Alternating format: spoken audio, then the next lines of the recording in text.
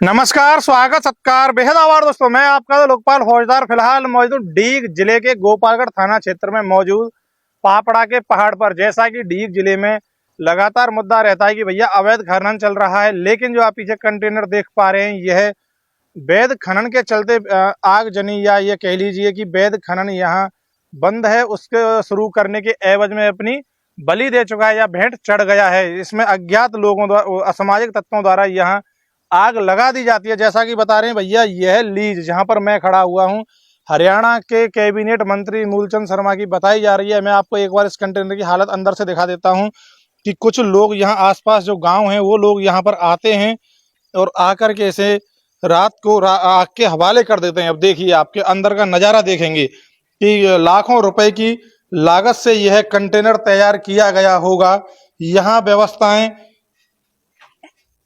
जैसा कि बता रहे थे, यहाँ सभी व्यवस्थाएं किचन वगैरह उस तरह की रही होंगी। यहाँ बिजली का एक कनेक्शन रखा गया था जिसे भी लोगों ने जला दिया है। अब मांग क्या है लोगों की, अब ये पता नहीं, लेकिन हमारे डीग जिले में लगातार कोशिशें हो रही हैं कि अवैध खनन को रोका जाए। तमाम तरह की अभियान चलाए जाते हैं, कभी रास्तों को काटा जाता है, लेकिन यहाँ जो वैध खनन करता है, जिन्होंने लीज रॉयल्टी के हिसाब से ले रखी है, उन्हें यहाँ पर खनन करने से रोका जा रहा है। बात कर लेते हैं भैया से।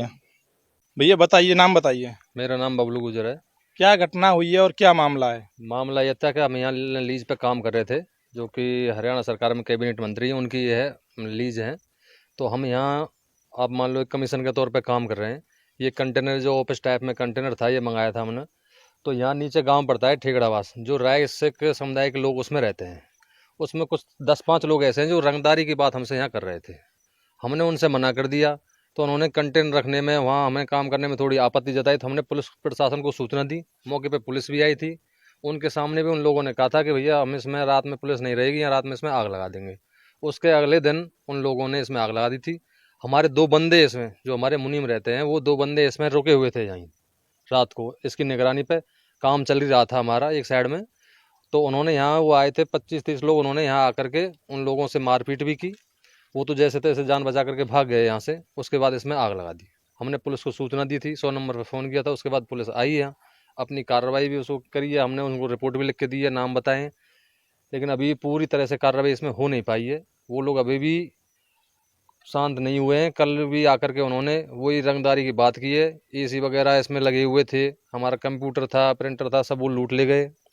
कल आकर के हमारे मुनीम से, हमारे यहाँ कांटा लग रहा था गाड़ी तुलाई के लिए, तो उसको, वो कांटे वाले को पेमेंट देना था, उसके मुनीम से 50,000 रुपये। और कल दूसरे वाले उस कंटेनर में भी तोड़ फोड़ उन लोगों ने कर दी। हमारी ईंट वगैरह और सामान वगैरह वो तो उसमें तोड़ फोड़ फिर से कर दी है। अच्छा, कारण क्या है जो रंगदारी मांग रहे हैं? या तो उनके गांव से होगा रास्ता होगा, या फिर कोई और कारण होगा जो रंगदारी मांग रहे हैं वो?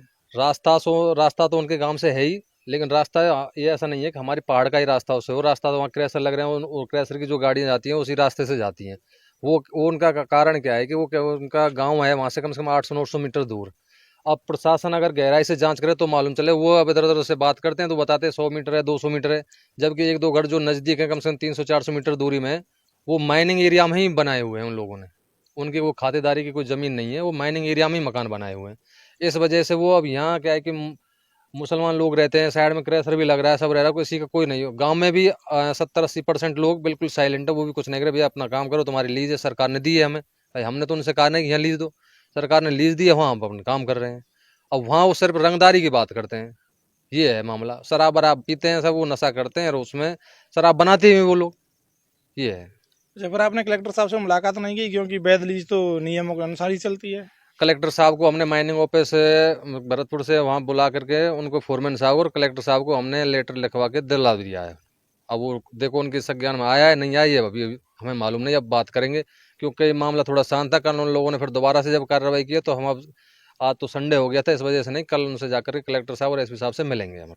अच्छा, एक चीज बताइए, जैसे अवैध खनन का काफी मुद्दा रहता है, समाचार पत्रों में भी, सोशल मीडिया पर भी चलता है कि भैया प्रशासन द्वारा रास्तों को कटवा दिया जा रहा है। क्या आपको लगता है कि अवैध खनन बंद हो रहा है? अवैध खनन अभी बंद नहीं हुआ है पूरी तरह से। वो लोग भी अवैध खनन का काम करते थे, अब की तो पता नहीं क्या है, पहले करते, लेकिन अवैध खनन अब भी चल रहा है। हमारा बिल्कुल लीगल काम है। हमारा कांटा लग रहा है, वो भी हमारी लीज में ही लग रहा है, हमारे कंटेनर जो भी लीज में ही है। अब वो जबरदस्ती गांव वाला एक मैटर हो रहा है। बाहर से अगर कोई आदमी ऐसे इतना करोड़ों पैसा खर्च कर रहा है और उसके बावजूद भी काम नहीं हो, तो फिर ये सरकार से तो हमें यही उम्मीद है कि भाई हमारा काम चलवाएं। और जब ये आपत्ति उन लोगों की, तो हम तो इन लोगों से कह रहे भाई आप जाइए सरकार के पास, जाइए आप माइनिंग ऑफिस जाइए, कहीं हमें लीज दूसरी जगह दिलवा दीजिए। भाई हमने तो उनसे कहा नहीं हमें लीज यहाँ दीजिए, और भी लीजें चल रही हैं हमारी, जहाँ लीज है उसके जस्ट नीचे क्रशर लगा हुआ है। अब उनकी क्या आपत्ति है, क्या हमने उनसे बात भी की है, लेकिन वो बहुत मोटी पैसे की फरमाइश करते हैं। अब इतना पैसा बताओ उनको कैसे दे पाए, ये है। निश्चित तौर पर दोस्तों लीज पर वैध लीज यहाँ मिलती है। अब सोचिए अगर वैध मिलेगी तो नियमों के अनुसार मिलेगी, लेकिन पता नहीं डीग जिले में क्या चल रहा है, प्रशासन हमारा क्या काम कर रहा है।